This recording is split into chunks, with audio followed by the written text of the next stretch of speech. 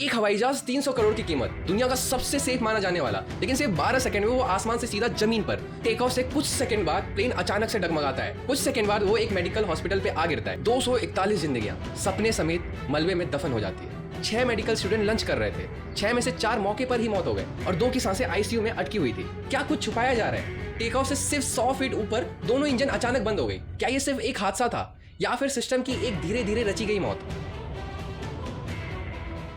एक प्लेन के क्रैश होने की प्रोबेबिलिटी 1 करोड़ 10 लाख में से एक है। 70 लाख ट्रेन जर्नी में से एक बारी ट्रेन क्रैश होता है और 50,000 कार जर्नी में से एक बारी एक्सीडेंट होता है।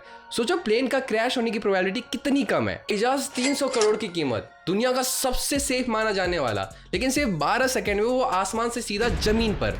कोई धमाका नहीं, कोई चेतावनी नहीं, सिर्फ सन्नाटा। एयर इंडिया 171 का क्रैश सिर्फ एक हादसा नहीं था, ये सवालों का तूफान है जिनके जवाब आज भी हवा में लटके हैं। क्या ये साजिश थी, लापरवाही या फिर सिस्टम का फेलियर? चलिए सच की तह तक जाते हैं। नमस्कार, मैं अमरजीत सिंह राजपूत और आज हम बात करेंगे 12 जून 2025 के बारे में। दोपहर 1:47 पे अहमदाबाद का सरदार वल्लभ भाई Patel international airport air India flight 171 एक बोइंग 787 ड्रीम लाइन रनवे 23 पर दौड़ती है। मौसम बिल्कुल साफ था, नीला आसमान, हल्की हवा, कोई तूफान का नामो निशान नहीं।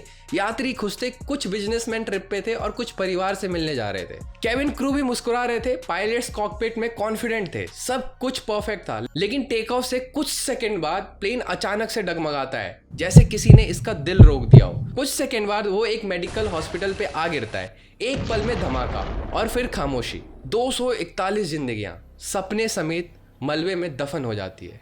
क्या गलत हुआ? इतना एडवांस प्लेन, इसमें इतनी सेफ्टी सिस्टम, फिर भी क्यों क्रैश? आपको पता है, क्रैश साइट का नज़ारा किसी वॉर जोन से कम नहीं था। ऐसा लग रहा था कि इजराइल ने ईरान पे बॉम्ब गिरा दिया हो। प्लेन के टुकड़े चारों ओर बिखरे हुए थे, मलबे में धुआं उठ रहा था और हवा में सिर्फ एक ही चीख गूंज रही थी, सायरन और चीखें। जिस हॉस्पिटल की छत पे से प्लेन गिरा, वहाँ नीचे 6 मेडिकल स्टूडेंट लंच कर रहे थे। 6 में से 4 मौके पर ही मौत हो गए और 2 की सांसें आईसीयू में अटकी हुई थी। लेकिन जो बात सामने आई चौंकाने वाली थी। 240 यात्रियों और क्रू मेंबर में से सिर्फ एक इंसान बचा। नाम राहुल, उम्र 26 साल, सीट बिजनेस क्लास। कोमा से बाहर आने के बाद राहुल ने जो कहा वो सुनकर डॉक्टर भी सन्न रह गए। एकदम सब नॉर्मल लग रहा था, ना कोई आवाज, ना कोई अलर्ट, बस सीटें थोड़ी हिली और फिर एकदम सन्नाटा, जैसे किसी ने पूरी दुनिया का म्यूट बटन दबा दिया हो। तो सवाल उठता है, अगर प्लेन इतना मॉडर्न था तो कोई चेतावनी क्यों नहीं आई? कॉकपिट से अलार्म क्यों नहीं बजा? लाइट्स क्यों बंद नहीं हुई? और सबसे बड़ा सवाल, क्या कुछ छुपाया जा रहा है? क्या ये सिर्फ एक हादसा था या फिर सिस्टम की एक धीरे धीरे रची गई मौत? बोइंग 787 ड्रीम लाइन को आसमान का सुपरस्टार कहा जाता है। Carbon fibre body, fuel efficient engine और सेफ्टी सिस्टम जो किसी रॉकेट से कम नहीं है। इसके ड्यूअल इंजन अलग अलग सिस्टम से चलते हैं ताकि एक फेल हो तो दूसरा काम करे। फिर दोनों एक साथ कैसे बंद हो गए? क्या ये मशीन की गलती थी या इंसानी भूल या फिर कुछ और हुआ था? डीजीसीए की शुरुआती जांच और ब्लैक बॉक्स डेटा के मुताबिक टेक ऑफ से सिर्फ 100 फीट ऊपर दोनों इंजन अचानक बंद हो गई। प्लेन डेड ग्लाइड मोड पे चला गया, यानी बिना पावर के, सिर्फ हवा के सहारे।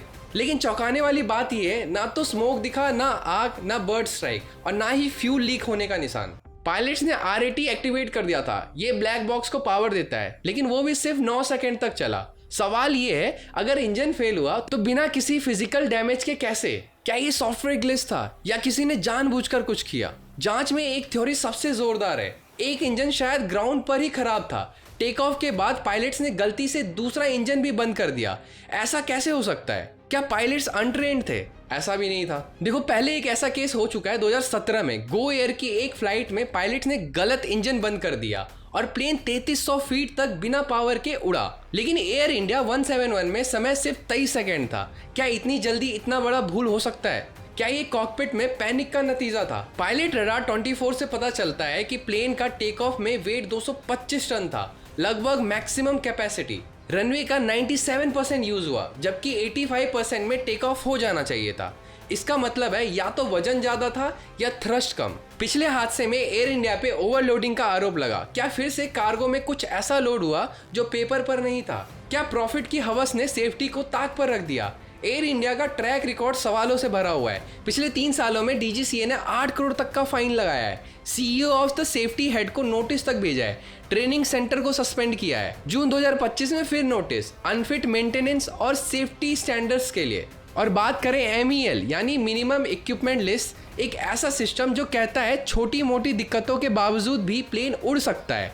मकसद था फ्लाइट की मजबूरी को समझना, लेकिन एयर इंडिया ने इसे मेक एवरीथिंग लूज बना दिया है। पायलट्स खुद बताते हैं हर फ्लाइट में 20 से 25 डिफेक्ट्स होते हैं, लेकिन ग्राउंड स्टाफ बस एक काम करता है, पेपर पर ओके का मोहर मार देता है। ना चेकिंग होती है ना सुधार, बस जहाज को धकेल दिया जाता है उड़ने के लिए, जैसे इंसानों की जान नहीं, कोई बल्ब बदलने जा रहा हो। और सोचिए, क्या एयर इंडिया 171 का इंजन भी उसी ओके पेपर पर पास हुआ था? क्या वो इंजन वाकई ठीक था या सिर्फ पेपर पर ठीक दिखाया गया था? अगर सिस्टम को पेपर पर चलाना है तो फिर हादसे भी एक दिन पेपर पे ही लिखे जाएंगे और लोग हकीकत में मरते रहेंगे। हर हादसे में पायलट्स को दोषी ठहराया जाता है। क्यों? क्योंकि पायलट्स एरर लिखते ही इंश्योरेंस क्लेम मिल जाता है, कंपनी की जिम्मेदारी खत्म हो जाती है, सरकारों को गहरी जांच की जरूरत नहीं होती, लेकिन सच दबा दिया जाता है और अगला हादसा इंतजार करता है। क्या एयर इंडिया 171 में भी यही हुआ था? बोइंग पहले भी सवालों के घेरे में रहा है। 2018 में 737 मैक्स क्रैशेस में से 346 लोग मारे गए। बाद में पता चला बोइंग ने सॉफ्टवेयर ग्लिच छुपाया था। क्या 787 ड्रीमलाइन में भी कोई सॉफ्टवेयर ग्लिच हो सकता है, या फिर ये एक कॉर्पोरेट कवर करने की कहानी बनाई जा रही है? एक aviation expert doctor Anil Sharma कहते हैं बोइंग की सेफ्टी प्रायोरिटी अब प्रॉफिट्स के नीचे दब चुकी है। 787 में सॉफ्टवेयर अपडेट्स की जांच होनी चाहिए। भारत में क्रैश की जांच एयरक्राफ्ट एक्सीडेंट इन्वेस्टिगेशन ब्यूरो यानी AIB करती है, जो मिनिस्ट्री ऑफ सिविल एविएशन के अंदर आती है। यानी जिस मिनिस्ट्री का एयरलाइन गिरा है वही जांच करेगी। आप क्या सोचते हो, क्या ये निष्पक्ष जांच हो सकता है? पिछले हादसों में बड़े अधिकारियों या कंपनी को बचाया गया और पायलट्स को दोषी ठहराया गया। क्या एयर इंडिया 171 में भी यही स्क्रिप्ट दोहराई जाएगी? एयर इंडिया को बंद करने की बात नहीं है, लेकिन जब कंपनी बार बार लापरवाही करती है, इंजीनियरिंग में गड़बड़ी होती है, पायलट्स डर में काम करते हैं और सरकार निष्पक्ष जांच नहीं कराती, तब हादसे संयोग नहीं, सिस्टम का हत्या कहलाता है। डर हमें उन लोगों से नहीं होनी चाहिए जो प्लेन उड़ाते हैं, डर तो उन सिस्टम से होनी चाहिए जो धीरे धीरे जमीर, जिम्मेदारी और जिंदगी सब कुछ मार देते हैं। एयर इंडिया 171 में 241 परिवार आज अकेले हैं, ना कोई जवाब ना कोई इंसाफ, उनके सवाल हवा में झूले जा रहे हैं। क्या आप उनकी आवाज बनेंगे? ये सिर्फ एक प्लेन क्रैश की कहानी नहीं थी, ये उस सिस्टम की परतें खोलती है जो ऊपर से चमकता है लेकिन अंदर से सड़ चुका है। अगर आपको ये कहानी आंखें खोलने वाली लगती है तो इसे सिर्फ देखें ना, दूसरे लोगों तक भी पहुंचाएं। आप भी हमारी आवाज बनिए और इस वीडियो को शेयर करें ताकि अगला राहुल किस्मत से नहीं सिस्टम से बचे। और हाँ, कमेंट करके बताएं आपको क्या लगता है एयर इंडिया 171 में गलती किसकी थी, मशीन की, इंसान की या सिस्टम की? अगर आप भी मानते हैं कि चुप रहना एक गुनाह है तो इस चैनल को सब्सक्राइब कीजिए, क्योंकि अगली बार हम फिर किसी एक झूठ का पर्दाफाश करेंगे।